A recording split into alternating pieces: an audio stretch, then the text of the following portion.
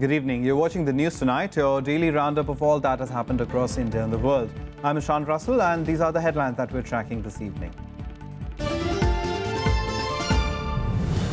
Foreign Secretaries of India and Pakistan hold talks in New Delhi, focus on a range of issues including Pathankot terror attack probe, Kashmir and the 2611 terror probe.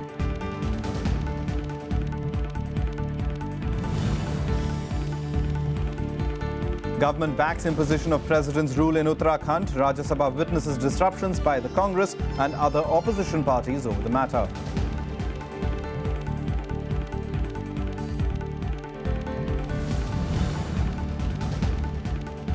Protests in the upper house over rustication of JNU students. Left parties demand a discussion, call university's action vindictive.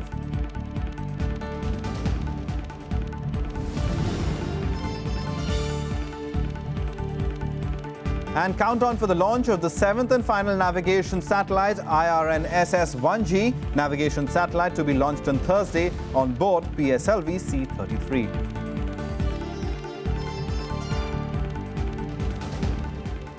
A top story this evening, Foreign Secretary S. Jaishankar held a meeting with his Pakistani counterpart, Aizaz Ahmed Chaudhry, on the sidelines of the Heart of Asia conference in New Delhi today. India asked Pakistan to crack down on terror groups. Here are the details. At the India-Pakistan Foreign Secretary talks, India seeking early and visible progress in the Pakistani probe into the Pathankot attack. On the other hand, the Pakistani side maintained that the Kashmir issue still remains the core issue. India also sought the trial of the suspects charged with involvement in the Mumbai attacks, besides asking Pakistan to crack down on terrorist groups operating from its soil. India's Foreign Secretary emphasized the need for early and visible progress on the Pathankot terrorist attack investigation. He also brought up the listing of Jaish-e-Mohammed leader Masood Azhar in the UN 1267 Sanctions Committee. Pakistan also raised issue of the arrest of Indian Kulbhushan Yadav, who's being accused of spying and alleged subversive actions by RAW in Baluchistan and Karachi. Pakistan वालों ने हमको क्या दिया? पठानकोट पे हमला, पठानकोट के airbase पे हमला, और उसके बाद हम सोचते थे कि हमारी जो गवर्नमेंट है वो पाकिस्तान के प्रति उनका जो रवैया है बदलेगा, सख्त रवैया होगा, लेकिन रवैया तो बदला नहीं बल्कि और रवैया नरम हो गया हमारी गवर्नमेंट का, पाकिस्तान को वहाँ फिर आने दे दिया हिंदुस्तान में. What is your policy vis-a-vis not only Pakistan but all our neighbors? With every one of them, there's a certain flip-flop. We have said that we'll talk to Pakistan on this issue of cross-border terrorism only. Only after that, the other issues will be taken up. Now, what is this backtracking? India and Pakistan continue to engage themselves in a dialogue process, this composite dialogue process. I hope the very meeting itself is positive. The talks between Foreign Secretary S. Jaishankar and his Pakistani counterpart Aizaz Ahmed Chaudhry come ahead of the Heart of Asia conference. It is the first time the two foreign secretaries are meeting after the comprehensive bilateral dialogue was first announced in Islamabad last December. Bureau Report, Rajya Sabha TV. Now, a day after the Jawaharlal Nehru University fined and rusticated its students, Kanhaiya Kumar and 3 others, the issue was raised in the upper house by the left parties. The CPIM and the CPI termed the university's action against students as vindictive. The upper house faced repeated disruptions over the rustication of JNU Students' Union President Kanhaiya Kumar and 3 others from the university. The left parties demanded that a discussion be held, calling the rustication vindictive action. CPIM leader Tapan Kumar Sen gave notice under Rule 67 seeking suspension of business. Insofar as the attack that has been unleashed on the students of Jawaharlal Nehru University, rusticating them, debarring many of them for 5 years, and thereby taking a vindictive and vengeance against their entire educational career in a very unjust manner. And this is a part of this government's project, authoritarian project of trampling the constitutional rights of the citizen.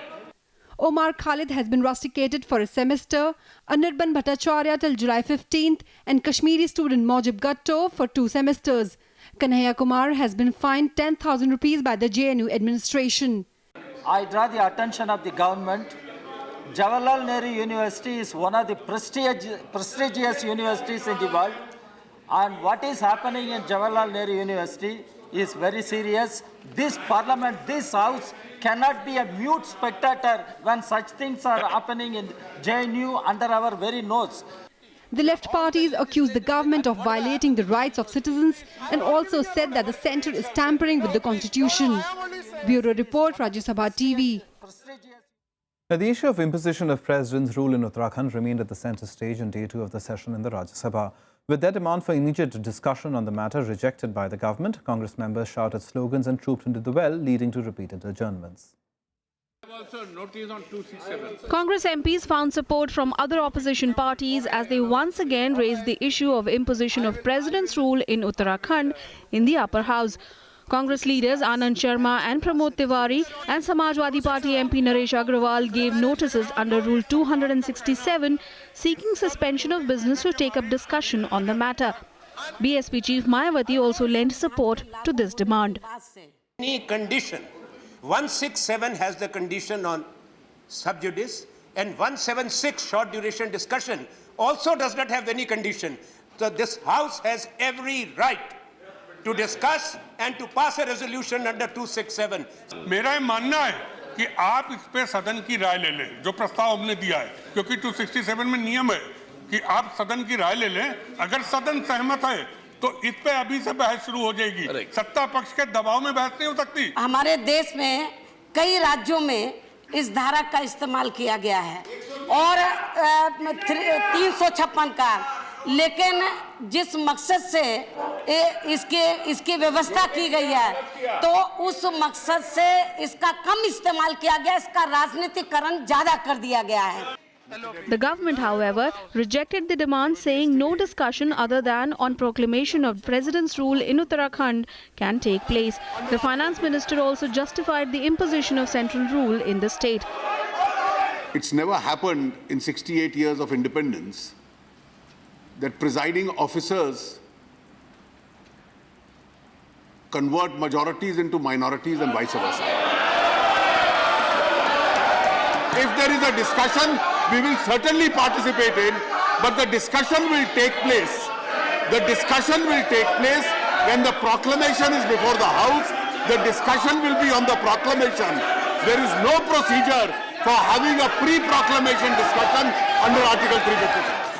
Slogan shouting by the Congress members led to repeated adjournments with no work being done in the question hour as well.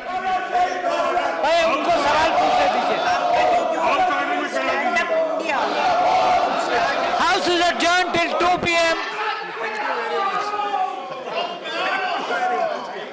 In the post-lunch session, opposition members objected to the comments made by the finance minister on Speaker of the Uttarakhand Assembly. आज मुझे बहुत अफसोस होता कि leader of house खुद एक दूसरी विधानसभा उत्तराखंड के स्पीकर के बारे में कहते हैं कि उन्होंने माइनॉरिटी गवर्नमेंट को मेजॉरिटी गवर्नमेंट करार दिया। तो ये दो मापदंड नहीं चलेंगे। To this, the finance minister clarified that his remarks were about proceedings inside the assembly which led to a constitutional crisis in the state and not about the speaker's ruling. We are not questioning the speaker's ruling. The courts can't question it. The simple question is, if the proceedings inside a house give a ground that there is a breakdown of a constitutional machinery. The case of the government is that the appropriation bill had been defeated in the assembly. No, please.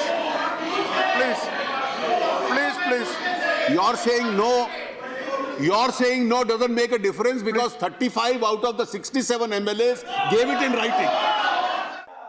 Not satisfied with the government's response, Congress members once again trooped into the well and shouted slogans leading to adjournment of proceedings for the day. The House stands adjourned till 11 a.m. on Wednesday, 27th April. Vishal Daya's report for Rajya Sabha TV. Now, the countdown for the launch of the 7th and final navigation satellite, IRNSS-1G, began on Tuesday at the Satish Dhawan Space Centre in Sriharikota. The Mission Readiness Review Committee and the Launch Authorization Board gave its approval on Monday. The navigation satellite will be launched on Thursday on board India's versatile launch vehicle, PSLV C-33. The IRNSS-1G will complete the number of fleets in space for India to establish its own reliable navigation satellite system. Till date, ISRO has launched 6 regional navigational satellites. IRNSS-1G on board the PSLV C-33 is the last in the series of the regional navigation satellite system. Now, the National Museum of Natural History in New Delhi was gutted in a major fire on Tuesday. The 6-story museum is located in the same premises as FICCI, which escaped the blaze. According to officials, the fire broke out in the early hours, starting from the top floor before spreading to other parts of the building. At least 35 firefighters were deployed. 6 of them were seriously injured and had to be rushed to the hospital. जैसे हमारे हाथ में देंगे तो हम इसको देखेंगे कि क्या नुकसान हुआ है और अभी मैंने तुरंत आदेश दिया है कि हमारे सारे प्रबंधन के, क्योंकि देश भर में 34 अलग-अलग ZSI और BSI के म्यूजियम्स है, तो उन सब का एनर्जी और फायर सेफ्टी ऑडिट भी नए सिरे से कर ले. Time now for all the election-related news in our special segment, Verdict 2016.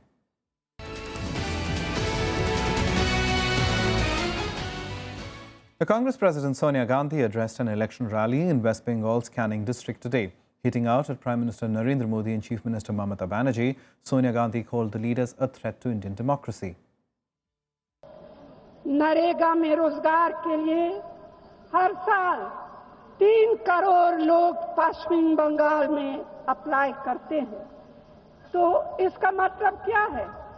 इसका मतलब है कि बंगाल के लोगों के पास रोजगार नहीं है. प्रधानमंत्री मोदी और ममता जी रोजगार के जो बड़े-बड़े वादे करते हैं, यही उनके रोजगार के दावे की असली तस्वीर.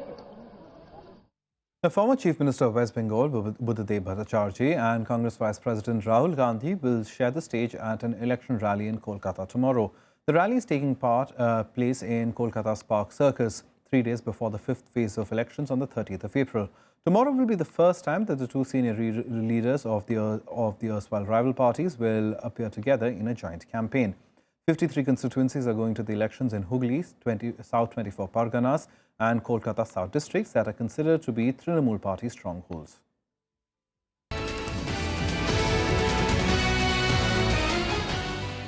Time now for all the other national news and updates nationwide. The Supreme Court on Tuesday refused a plea challenging the reappointment of UK Sinha as chairman of SEBI till 2017. The tenure of Sinha, who had taken over as SEBI chief in 2011, was extended by the government with his reappointment in 2014 for a period of 3 years. The Railway Recruitment Control Board has postponed its online written examination that was scheduled to be conducted from the 26th of April to the 30th of April. About 1 crore candidates have applied for non-technical popular category jobs for the 18,252 posts.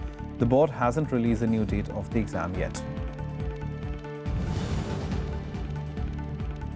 Jammu and Kashmir Liberation Front founder Amanullah Khan died today in Pakistan following a chronic lung disease. Mr. Khan was seriously ill for the past 3 weeks. The funeral will take place at the Liaquat Bagh in Rawalpindi on Wednesday. He formed the Jammu and Kashmir Liberation Front in May 1977 in England.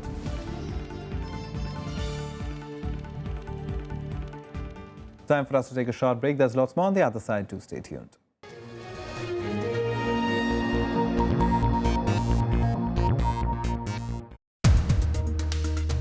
%39% area of the country is under drought.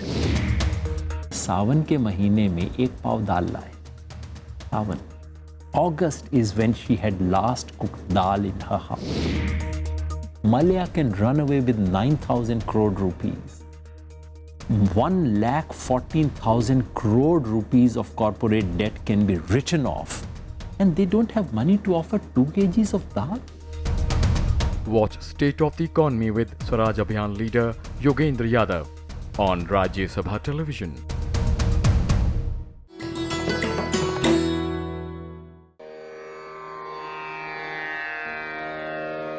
The sacred relics of Buddha were unearthed in Piprava in Uttar Pradesh.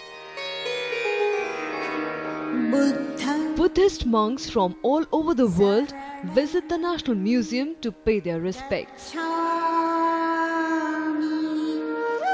These charred bone fragments of Buddha are housed in the gold canopy gifted by the royal family of Thailand.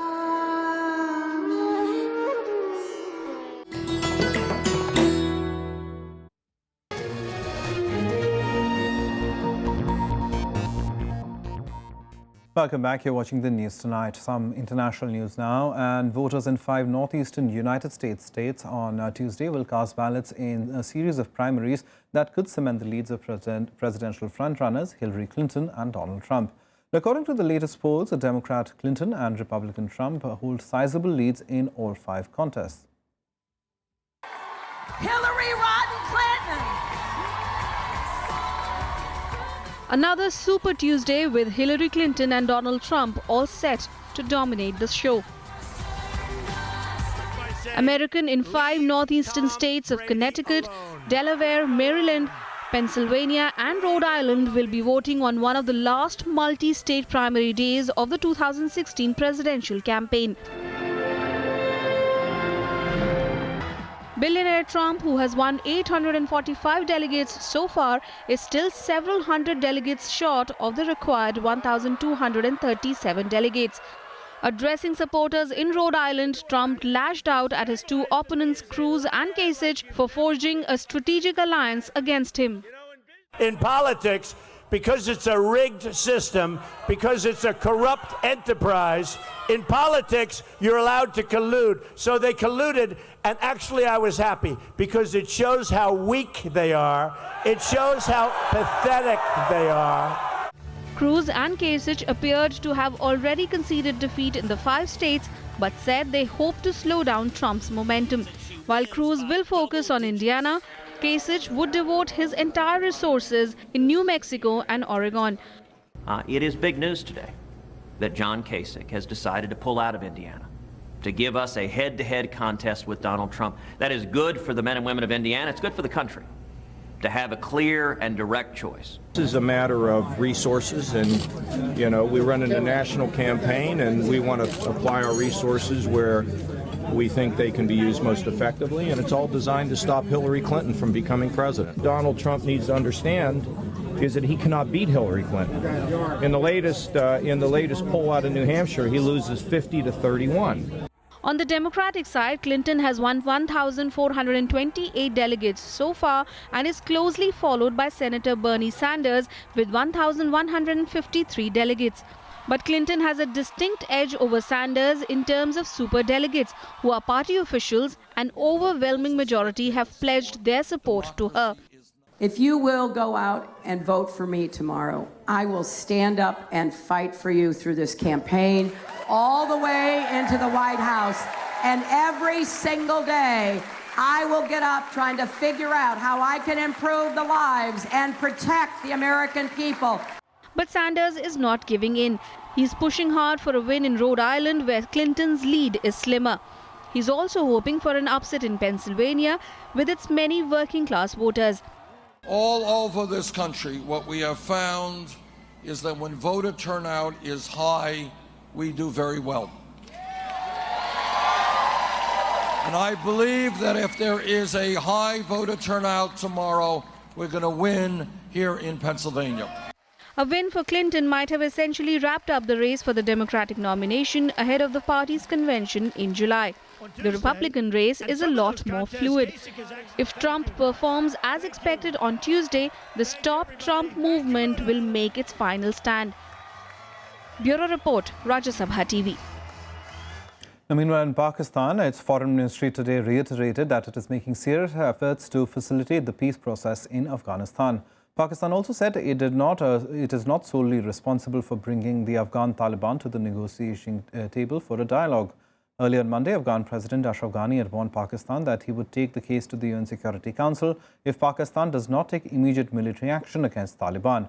Ghani also said its intelligence agencies had confirmed that the many Taliban leaders live in complete impunity in Pakistan, in Quetta and Peshawar. Pakistan, however, denies providing shelter to the Taliban.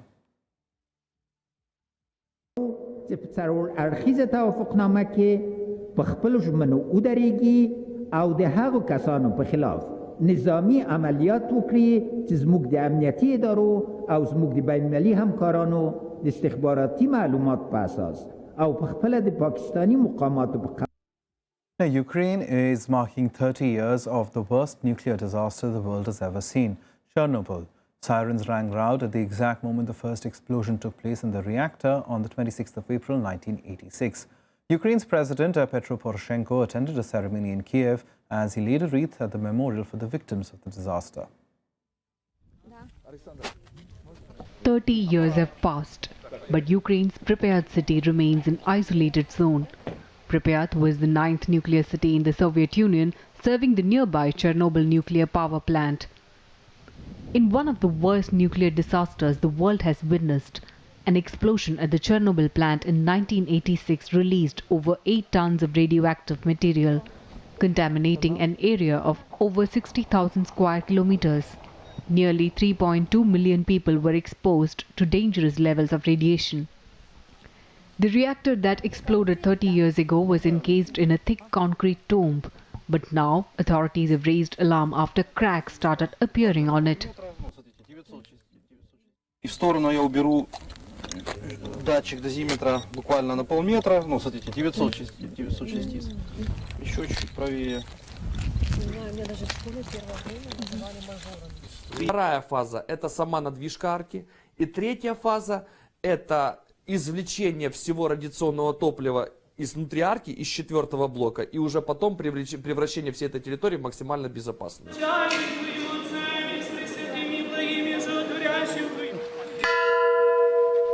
Loud sirens were sounded in the city to mark the moment of the first explosion, as relatives of victims attended candlelight vigils at several churches. Ukraine's President Petro Poroshenko observed a minute's silence before he laid a wreath at a memorial to the victims. Meanwhile, the European Bank for Reconstruction and Development pledged over 80 million euros to fund efforts for dealing with the consequences of the disaster. Это трагедия до конца жизни у меня будет. Я все равно ее не могу забыть. Да никто не забудет, который прошел с первого дня аварии.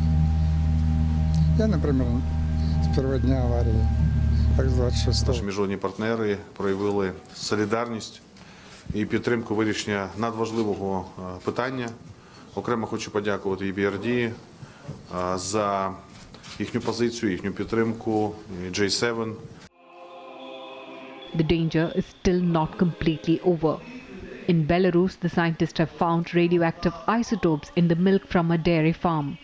The isotope levels are 10 times higher than the country's food safety limits. The farm was just 45 kilometers north of the Chernobyl nuclear plant. Scientists have now warned that a possible new disaster could be lurking in the forests around the closed power plant. Bureau Report, Rajya. Some more international news now in Global Buzz. A Canadian mining executive, John Ridsdale, was found murdered by the Islamic militant or group Abu Sayyaf in the Philippines on Monday. Ridsdale was captured by the Islamist militants along with 3 other people in September 2015 while on vacation on a Philippine island. The militant group had threatened to behead one of the 4 captives on Monday if the 300 million pesos ransom for each of them wasn't handed over. Canadian Prime Minister Justin Trudeau condemned the execution of the hostage, calling it an act of cold-blooded murder. 2 crucial files relating to Subhash Chandra Bose will be declassified by Japan this year-end, but Japan has given no assurance regarding 3 more such files in its custody. Minister of State for Home Kiren Rijiju told Lok Sabha that these 5 files, which are with Japan, could be crucial in resolving the mystery over Netaji's fate. UN Secretary General Ban Ki-moon has condemned the assassination of Burundi General Atanse Karazura. Along with his wife, the couple were killed in a rocket attack as they were dropping off their daughters to school. The daughter, though, survived the attack.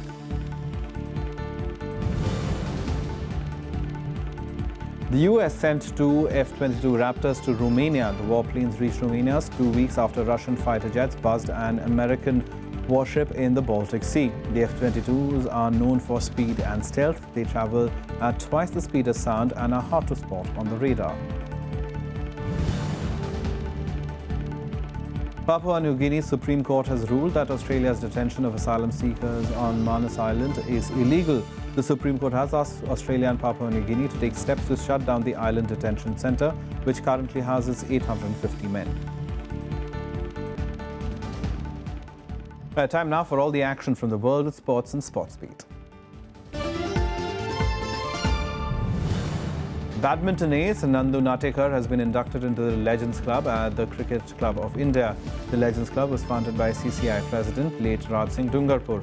Along with Natekar, the 1983 World Cup winning captain Kapil Dev is also listed.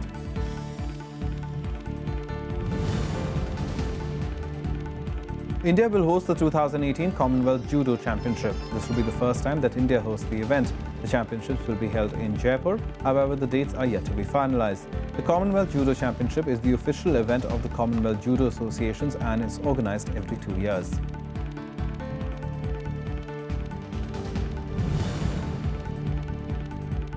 Indian rower Dattu Bhokanal qualified for the Rio Olympics after winning a silver in the finals of the men's single sculls at the 2016 FISA Asian and Oceania Olympic Qualification Regatta at Chungju in South Korea. He clocked 7 minutes and 7.49 seconds in the 2-kilometer course to finish second and qualify for the Olympics. World number 5, Rafael Nadal, has filed a lawsuit against former French government minister Roselyne Bachelot, who accused him of doping. He was accused last month by the Minister of Health and Sports due to his absence from the sport for the past 7 months in 2012. Bachelot said that the absence could have been due to positive doping tests.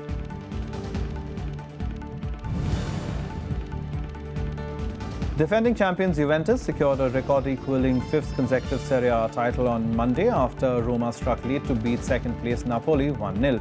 Juventus, who led the table since beating Napoli 1-0 in February, were left with an unassailable 12-point lead with 3 games each left to play as they clinched a record 32nd league title. Well, that's the news tonight. Good night.